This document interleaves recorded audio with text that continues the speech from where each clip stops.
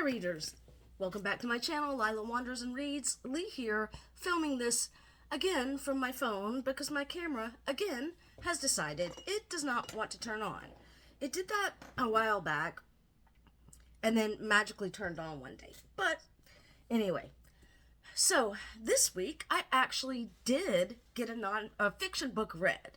As I was closing out last week, I think I said I was going to start reading John Lucas's June 1941, Hitler and Stalin. And I finished this week. This is a book for my upcoming classes, which start on the 16th of March.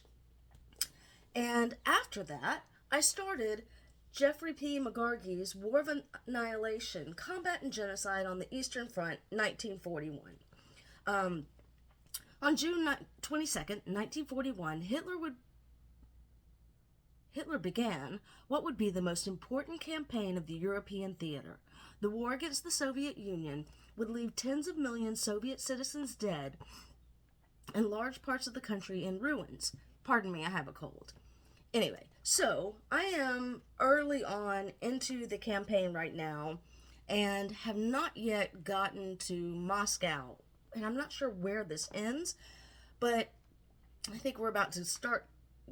The chapter I'm on is called Initial Victories and Atrocities. Should have brought a glass of water here. Anywho, very intense. I'm very, very good, very well written, and I'm looking forward to finishing that up this week. But for my fiction book, I chose our book club selection for March, which I will probably have forgotten it by then, and that was Yulin Kuang's How to End a Love Story. Mixed feelings about this one. First of all, I realized that people who graduated in like 2007, 2008 are now in their 30s, and I felt like I needed to go lie down. But I think overall,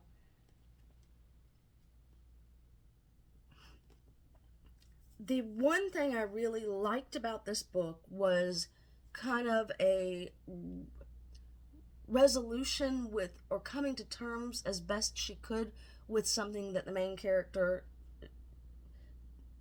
completes at the end. I did not find the romance part in this very romantic. It felt very physical and less emotional. So the ending kind of felt a little short for me. In this, Helen Zhang hasn't seen Grant Shepard, who, in 13 years, since the tragic accident that bound their lives together forever. I had a really hard time with that part of it too, and I can't go into it without spoilers, but anyway, they get stuck together on writing a television version of her book series, and, sparks fly, etc. But again, the romance fell a little short for me. It just didn't feel real.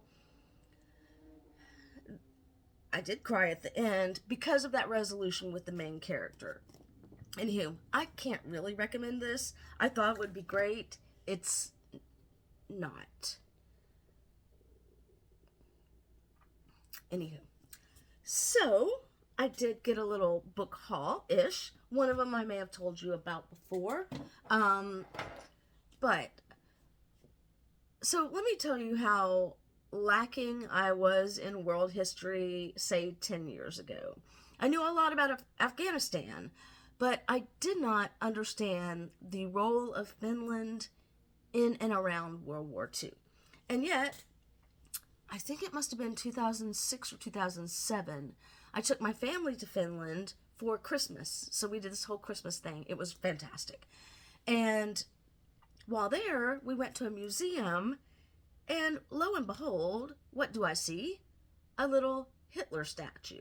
Now, I'm not a fan of Hitler, but I picked it up because I thought I didn't understand why Finland would be pro-Germany. And then I started studying World War II and the things around World War II. And my boss got me this book. I had known a little bit about it before, but this is A Frozen Hell, the Russo-Finnish Winter War of 1939 to 1940. So, Helsinki, 10:30 a.m., November 30th, 1939, Soviet bombers dropped from a cloud bank to unload their bombs on the capital city of Finland. In the weeks to come, the world will watch admiringly as the tiny army of a small Baltic republic, is it a Baltic republic? Anyway, wages the kind of war that inspires legends against the invading military might of the Soviet Union. A forgotten war until now. So my boss got this to me. I'm not sure that, and my phone is right there, so I can't ask Google. Anyway, but that made me understand a lot more why Finland would have a more positive view of Germany rather than the Soviet Union. And I'm thinking about everything that I'm going to think about now from the time I start this next class is going to be my ultimate capstone project at the end of the course. And so Finland is something that I'm thinking about because there's not a lot written about that. So I've picked up a couple more books.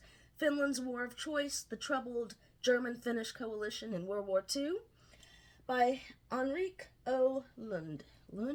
Anyway, there is no there's no explanation or summary of what this book is about, but I do plan to read this or use it as a resource. Publishers Weekly says this offers a solid operational analysis and successfully demonstrates that dining with the Nazi devil required a longer spoon than Finland possessed. So, definitely looking forward to that. And then I also bought by people whose name I can't pronounce, and I don't want to butcher them, but that is Finland at War, The Continuation in Lapland Wars, 1941 to 1945. So, there was another war, I believe, between Finland and the Soviet Union, but don't make a liar out of me. That's why I bought the book, so I can find out about it. This is kind of modern. It's got a lot of pictures. I don't know if I will use it as a reference. They've got a decent bibliography, but no notes like I prefer, so I know what the source is. However, that said, most of the bibliography, a lot of it is in Finnish, which I do not read or write yet. Just kidding. Anywho, so that concludes my weekend books, which I had hoped to be longer, but because I'm doing this on my phone, it'll take a long time to upload. Anywho, that is it for me. I hope you've had a good reading week. After next week, I will be deep in school again, so my reading outside of school will probably be down to nothing again.